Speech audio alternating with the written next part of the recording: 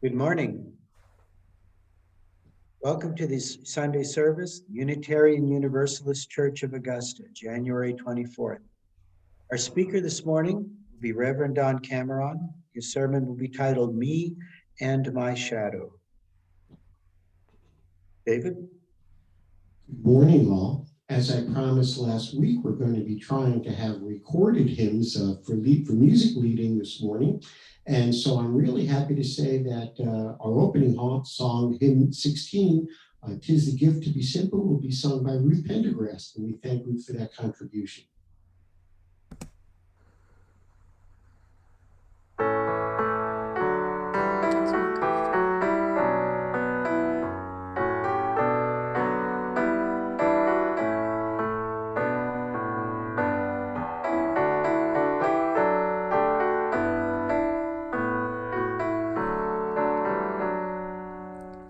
"'Tis a gift to be simple, 'tis a gift to be free, 'tis a gift to come down where we ought to be.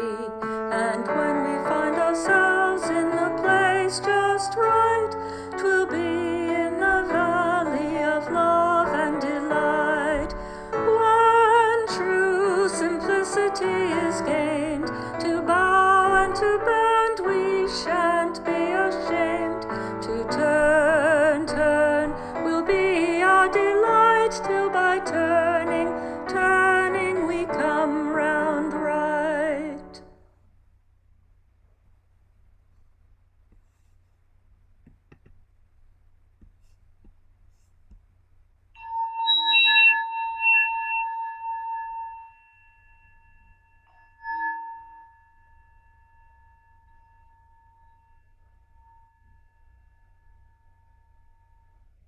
Our chalice lighting words this morning are from Hermann Hesse, from his novel Demian.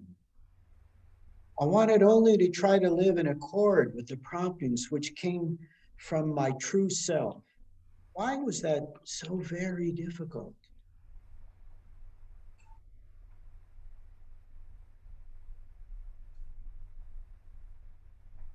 This morning, our joys and sorrows will be presented to us by our member of our pastoral team, Margaret Tell. Margaret? Good morning, everyone. Now is the time in our service where we are invited to share joys and sorrows that have come into our lives in recent weeks. We first of all remember those who cannot be with us today, and we also remember those in the military services serving away from home and families.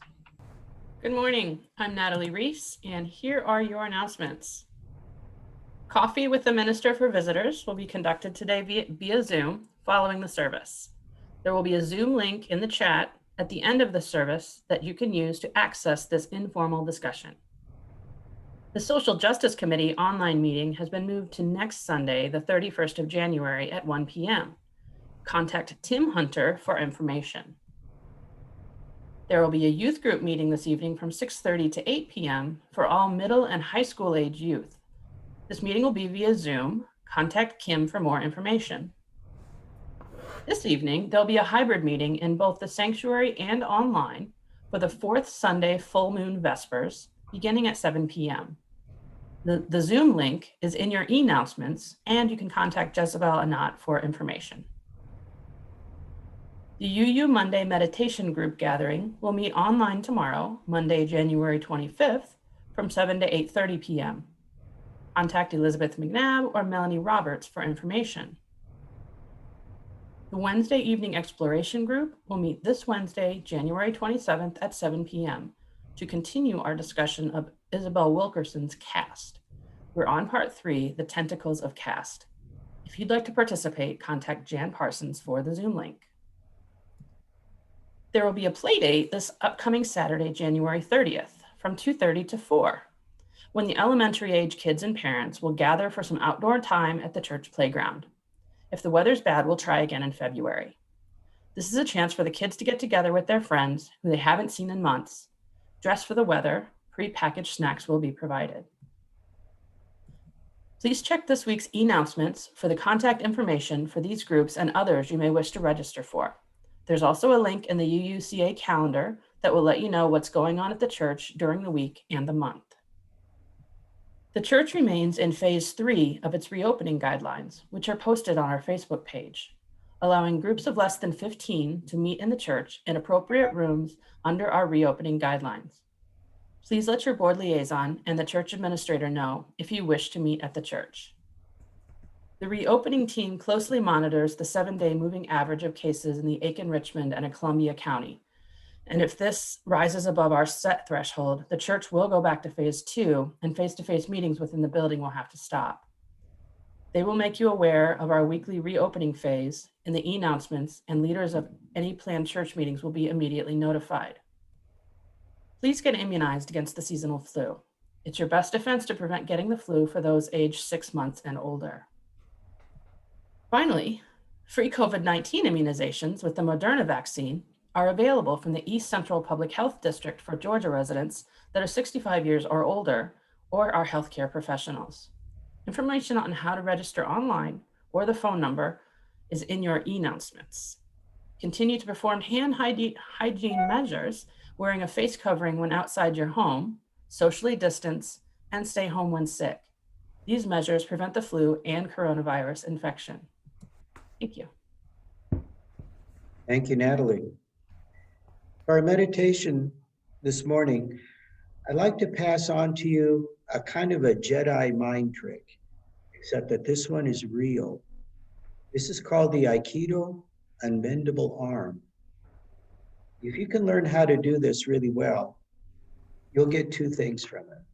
One, you'll become a really good arm wrestler. Nobody will be able to beat you. And the other thing is that you will learn a foundational skill that is universal to most common forms of meditation. And it's a good building block if you have an interest in learning meditation. If you want to learn more about it in depth, it's called the Aikido Unbendable Arm. This is how it works. Aikido is a martial art. It's a modern one developed in the early 20th century, and it focuses on awareness and on the direction of energy, your own direction and energy coming towards you from outside. And one of the exercises that Aikido students practice is this. Take your arm, come up here, place it on a surface with your elbow as if you're going to arm wrestle with someone. This involves awareness and visualizing energy. So what you want to do, you begin by relaxing your thoughts. We all have this chattery, discursive voice in our mind. You can't really tell that voice to shut up. But if you can relax your eyes, if you can relax your mind, that voice will become quieter. And you can become more aware of your own presence and your own awareness of yourself inside your own head. Try to find that awareness. Take a moment to be quiet, to try to let your thoughts settle. You can't really stop them, but let them settle a little bit. And then place your attention on your shoulder. You're learning how to quiet your mind and how to direct your attention to an object. In this case, direct your attention to your shoulder. Think about your whole shoulder, from your shoulder to your elbow on the table, to your wrist, and to your fingers, which are relaxed and pointing outward. Now, try to experience, try to feel your awareness as energy flowing downward from your shoulder, upward through your arm, and flowing out freely through the ends of your finger in an unbroken line. Take a moment to visualize your attention and your awareness as a living thing flowing down your shoulder, out of your arm, and into the air from the ends of your fingers in an unbroken line. And hold that feeling for a moment. Your arm is relaxed, and you're just feeling the energy that comes down from your shoulder and out of your hand. Pretty much all there is to it. If you're arm wrestling with somebody and you can do that, it helps sometimes to look away and just feel your arm without trying to make any resistance. Now, for our 1 minute of meditation, if you're interested in exploring this on your own, the Aikido Unbendable Arm, take a moment to close your eyes, relax your thoughts. I'll mind the time for 1 minute, beginning now.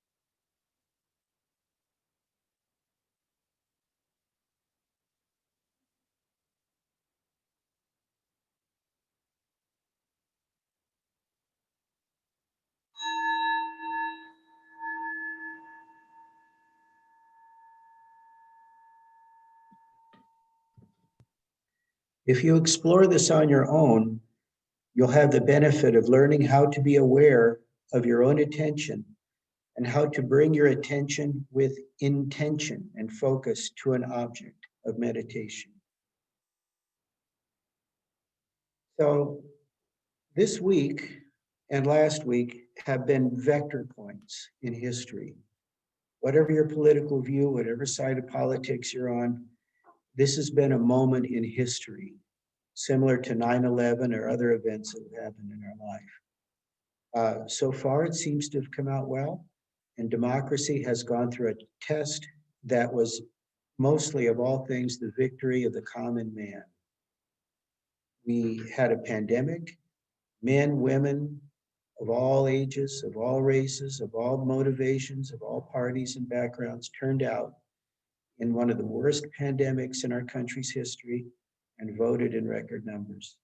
Someone tried to overthrow that election, and they were resisted and overcome. This has been a very powerful moment. And at this beginning of 2021, we're starting to feel a sense of hope that we didn't have very much before. And the future looks exciting. Not easy. Our new president says it won't be easy, especially right now, but we see that it can be done.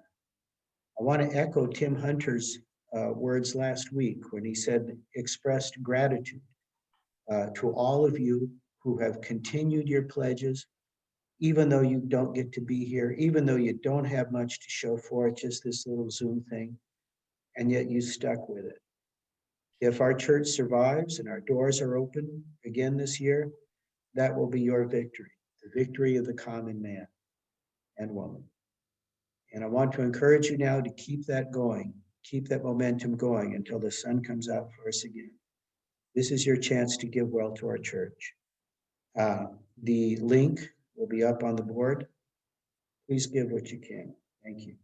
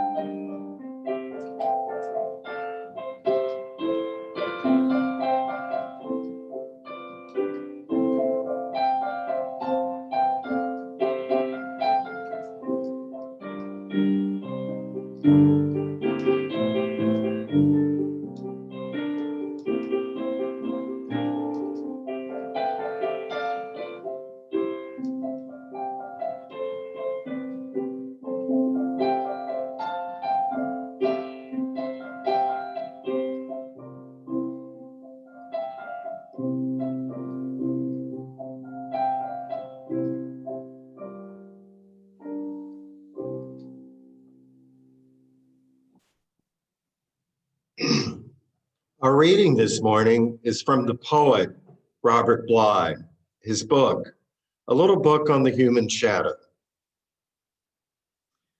We notice that when sunlight hits the body turns bright, but it throws a shadow, which is dark. The brighter the light, the darker the shadow. Each of us has some part of our personality that is hidden from us. Parents and teachers in general urge us to develop the light side of the personality, move into well-lit subjects such as mathematics and geometry, and to become successful. The dark part then becomes starved. What do we do then? We send out a crow. The dove returns. It found no resting place. It was in flight all night above the shaken seas. Beneath dark eaves, the dove shall magnify the tiger's bed. Give the dove peace. The split-tailed swallow leaves the sill at dawn. At dusk, blue swallows shall return. On the third day, the crows shall fly. The crow, the cider-colored crow. The crow shall find new mud to walk upon. The poem refers to the Noah story, though I drew the images from an earlier version composed by the Babylonians, in which 3 birds took part. The poem came 2 or 3 years after college, and it seems to say that if any help was going to arrive to lift me out of my misery, it would have to come from the dark side of my personality. I remember this as one of the first things I understood clearly for myself.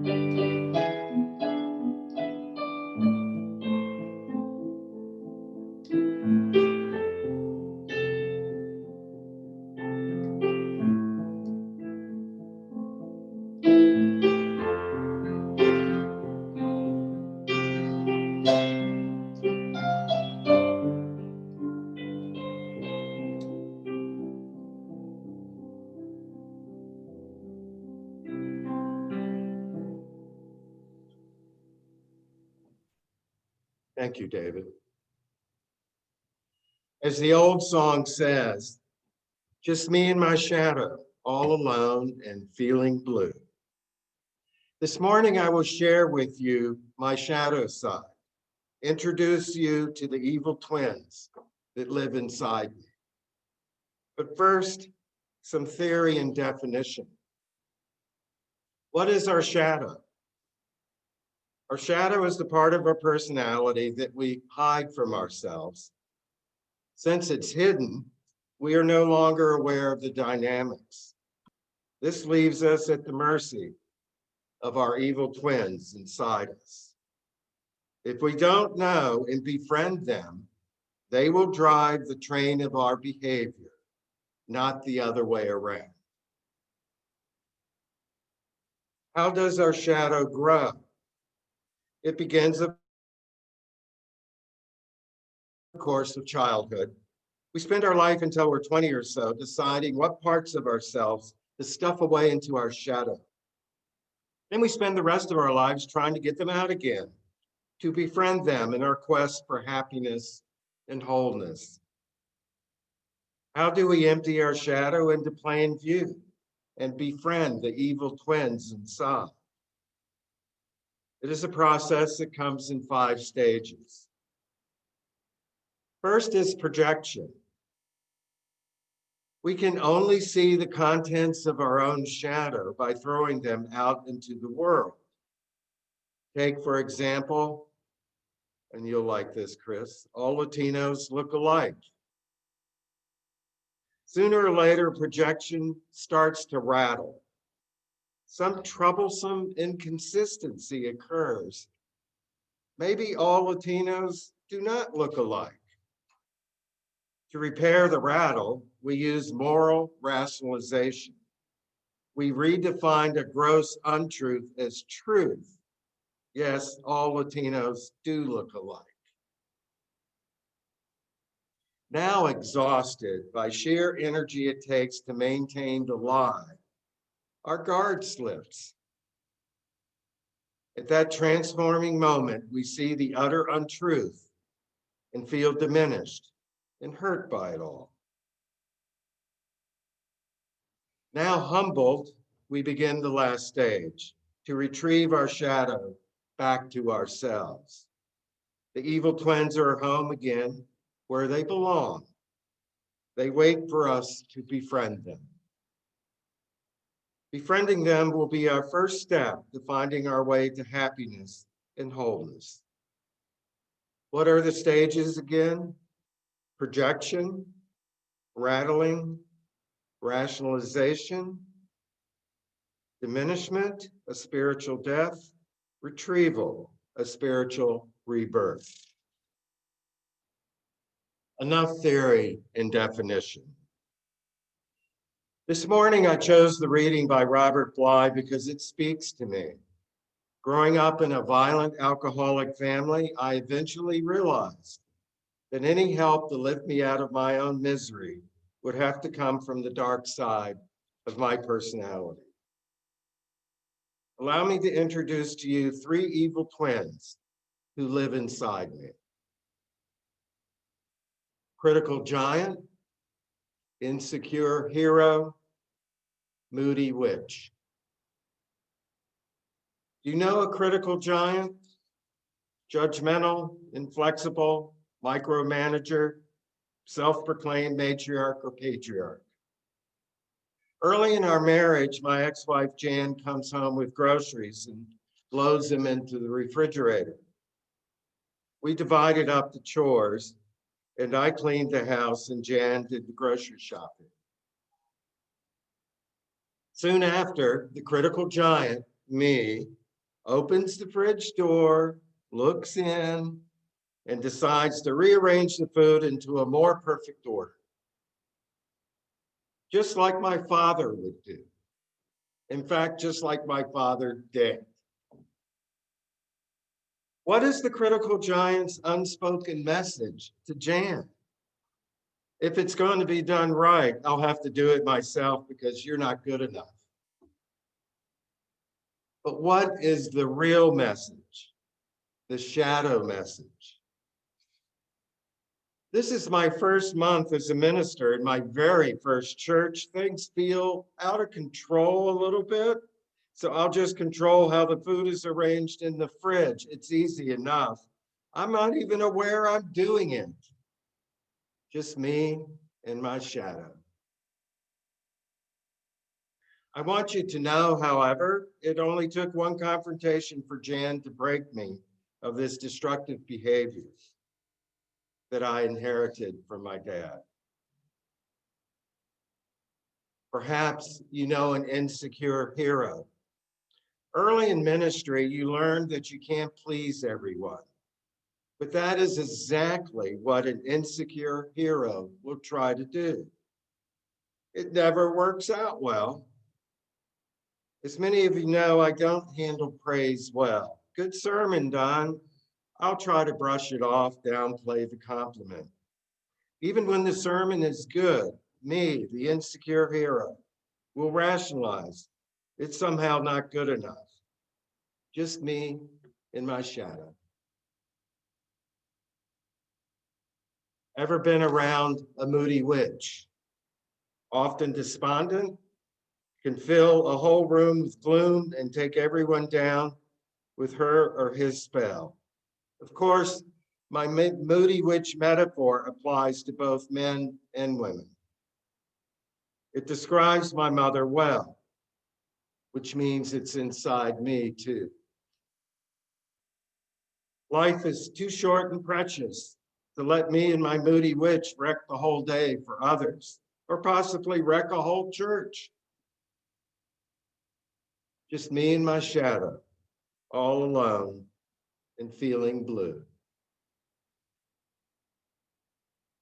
Now it's time for the final stage, from a spiritual death to a spiritual rebirth. It's time to retrieve my critical giant. It's time to retrieve my insecure hero. It's time to retrieve my moody witch. It's time to look at them in the eyes and truly understand that they are a part of me. No more denial, only honesty will help me heal. Sure, befriending our evil twins takes courage and will bring tears to our eyes, but it's also an opening to our soul and to the healing that awaits us there. We will come to know and accept our own limits. We will come to know our evil twins as a natural part of life. So go ahead, let us be brave. Throw a party for our evil twins. Invite them in, shake their hands, get out the pretzels and beer. Because if we don't get to know them, if we don't befriend them, they will drive the train of our behavior, not the other way around. We humans can be so complex. I leave you with Marjorie Williams in The Velveteen Rabbit. Real isn't how you were made, said the skin horse. It's a thing that just happens to you. When a child loves you for a long, long time, not just to play with, but really loves you, then you become real. Does it hurt? Asked the rabbit. Sometimes, said the skinned horse, for he was always truthful. When you are real, you don't mind being hurt. Does it happen all at once, like being wound up? Or bit by bit, the rabbit wanted to know. It doesn't happen all at once, answered the skinned horse. You become. It takes a long time. That's why it doesn't often happen to people who break easy, or have sharp edges, or who have to be carefully kept. Generally, by the time you are real, most of your hair has been loved off, and your eyes drop out, and you get loose in the joints and very shabby. But these things don't matter at all, because once you are real, you can't be ugly, except to people who don't understand. Thank you, Reverend Don. That was a really thought-provoking sermon. Our closing hymn is 295, Sing Our Praises for the Journey, which I think kind of matches up with the words that Rev Don gave us.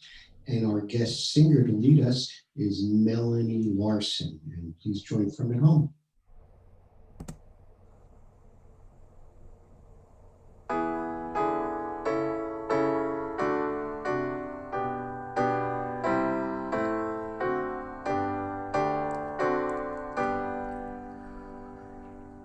Sing our praises for the journey, pilgrims we who carry on, searchers in the soul's deep yearnings, like our forebears in their time. We seek out the Spirit's wholeness in the endless human quest. Look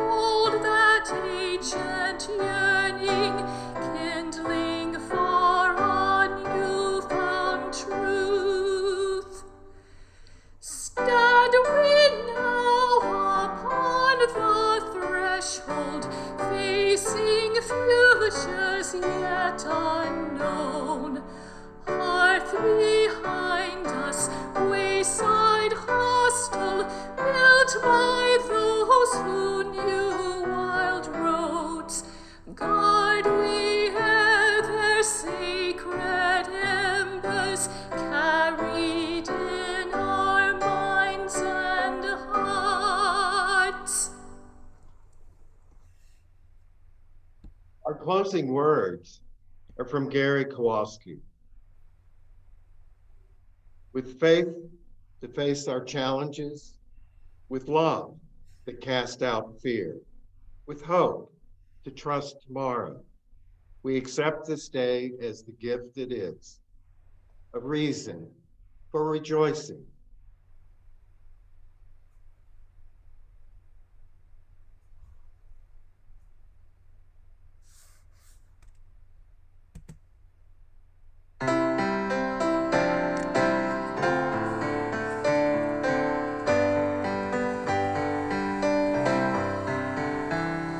Spirit of life, come unto me.